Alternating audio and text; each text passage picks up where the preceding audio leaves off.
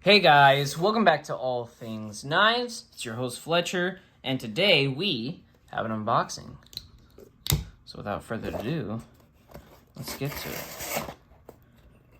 My shipping information is on the other side, so I'm just trying not to dox myself. Alright.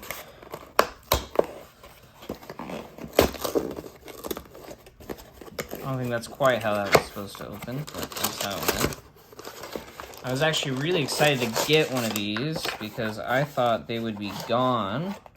Oh, that's cool. I have to use that on poker night with the boys. All right. Go ahead and throw that. Okay, so you can maybe kind of guess what this is. It's definitely one of those. I do just want to show you guys this real quick. That's cool. Little lucky poker chip. Maybe throw that in with a set. That's probably going to go in the safe. All right. Without further ado, let's get this puppy open.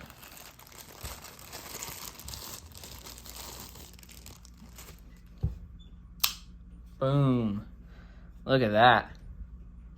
CPM 10v pair 3. Let's see how that factory edge is. Some burrs on it, but overall feels pretty good. Centered, that's a plus. Look at that, that looks like a nice satin on there. Let's see, they look roughly even. Definitely a little bit of a difference if you look at the tip. Sorry if my lighting is poor, it's kind of later in the day. But not to the point where I can use that ProTac 2.0. I'm gonna save that and throw that in my knife case. Let's look at a little paperwork they threw in here. 10V is a carbon steel, so do take care of it. Okay, so this one is through River's Edge Cutlery. This is an exclusive. Let's just see what they have to say about CPM 10V. All right, so CPM 10V's finely tuned vanadium content provides exceptional wear resistance while maintaining toughness and machining characteristics comparable to D2 and N2, often used as a replacement for carbide in demanding tooling applications. It is also a favorite material of performance-oriented custom knife makers. Most optimized CPM 10Vs were... Most notably, Spyderco collaborator Phil Wilson. The blade of this elite knife optimizes CPM 10V's remarkable properties with a full flat grind and a plain edge that will provide outstanding edge geometry and low friction cutting performance. While CPM 10V makes an outstanding blade steel, please note that it is a true tool steel, not stainless, and must be maintained properly. All right, so you heard it from the folks at Spyderco themselves.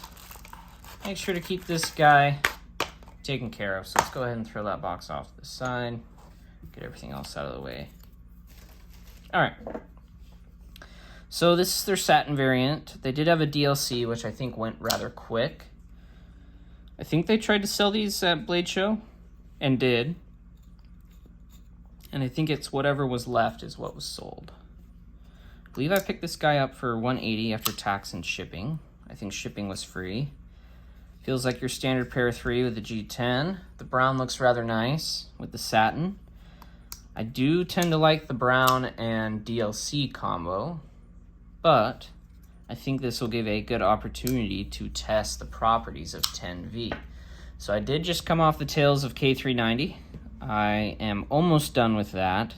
We will probably do 15V, and now that I actually have something in 10V that isn't Kaiser and isn't like 60 HRC, this would be really interesting to see how this guy performs versus something like K390. So it's definitely something that's docketed for a future carry. In an immediate carry, it's really going to be hard to say on that one. I really want to try to maybe get into some of the stainless steels that I have a ton in my collection of and try to test those, just because Those tend to be more common in the marketplace, but it will still be fun to see how a high-performance tool steel, such as the CPM 10V, does compared to those stainlesses and to other steels in its same bracket. So just real quick, no side to side, fall shut, and right down the middle. Look at that, centered. That's awesome. This is I would say probably about a perfect example of a pair 3. So I am really glad to see how this guy does. Might even be a candidate for a regrind depending on how it does. I'm really excited to see kind of the properties of this steel. I've heard a lot about this. If it's anything like K390, this thing is going to be absolutely insane. If you guys have any questions or comments, go ahead and shoot those down below. This is kind of probably what you should expect from this run of 10V. It's very well made, and it seems like they've been wanting to do it for a while. This is the Pair 3, not the PM2. I know they're really well known for their PM2 runs. But if you all have any questions, just shoot them down below in the comments section.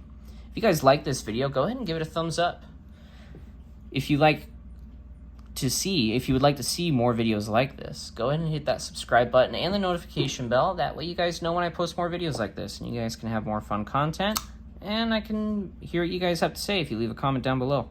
Thank you guys so much for watching, and most importantly, don't you guys forget to stay sharp.